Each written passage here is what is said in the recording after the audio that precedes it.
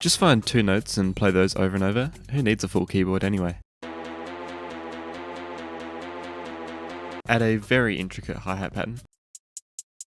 We'll keep that same level of complexity with the snare and clap. Here's the good bit. This kick is atrocious, like oh my god, I love it.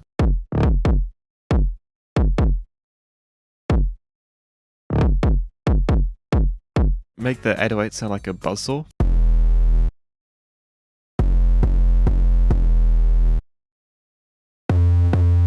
Then do this at the end of the track for an outro.